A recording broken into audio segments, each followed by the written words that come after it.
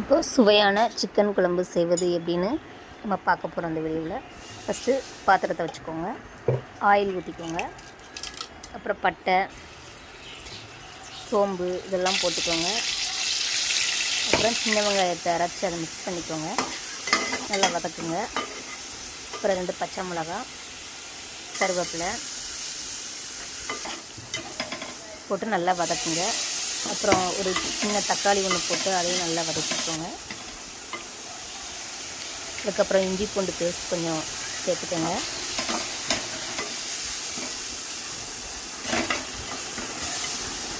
அதுக்கப்புறம் நல்லா கழுவி வச்ச சிக்கனை அதோடு சேர்த்துக்கோங்க.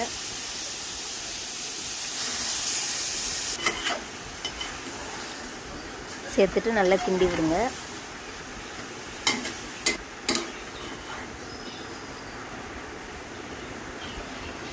நல்லா கிண்டினதுக்கப்புறம் மல்லித்தூள் கொஞ்சம்,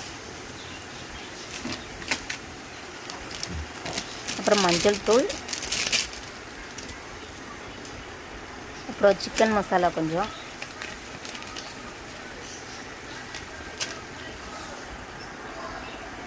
நல்லா மிக்ஸ் பண்ணிக்கோங்க.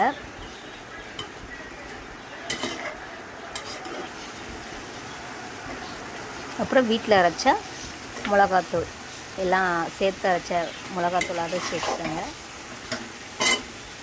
நல்லா கிண்டி விட்டுட்டு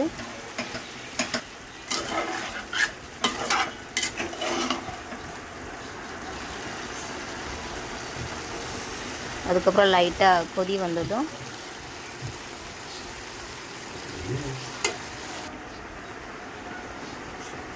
இந்த சைடு அடுப்பில் எண்ணெய் ஊற்றி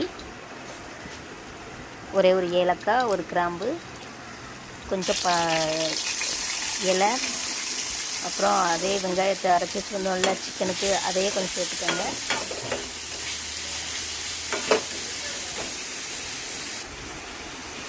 சேர்த்துட்டு ஈரல் நல்லா வாஷ் பண்ணி வச்சுக்கோங்க. அதுக்கப்புறம் அதுக்கு முன்னாடி தக்காளி கொஞ்சம் சேர்த்துக்கோங்க. சேர்த்து நல்லா மிக்ஸ் பண்ணிக்கோங்க.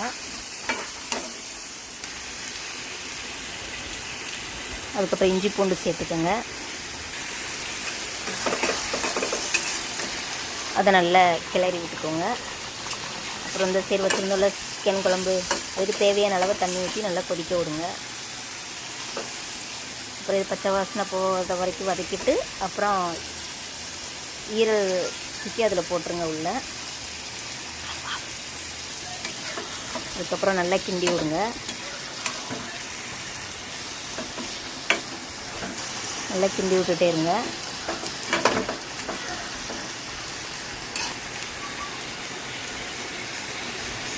அதே மாதிரி தான் அதே சிக்கன் மசாலாவை இதுக்கு கொஞ்சம் சேர்த்துக்கோங்க.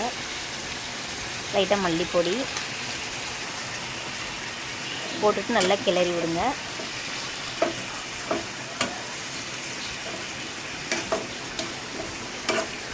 நல்லா கிளறி விடுங்க.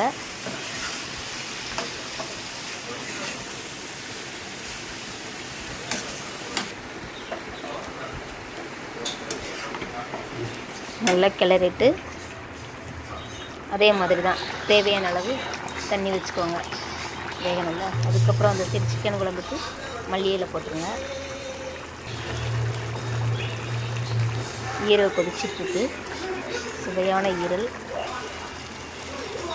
அது நல்ல பதமாக வரணும், நல்ல கிரேவி பதத்துக்கு வரணும். மல்லி இலை போட்டுக்கோங்க. போட்டுட்டு நல்லா கிண்டி விடுங்க. நல்லா இந்த திக்னஸ் வரணும், அந்தளவுக்கு நல்லா இதாகும், நல்லா டேஸ்ட்டாக இருக்கும், சுவையாக. இப்போ சாதம் போட்டு சிக்கன் குழம்பு அந்த ஈரல் கிரேவியில் கொஞ்சம் இதை எடுத்து வச்சா சுவையான சாப்பாடு ரெடி.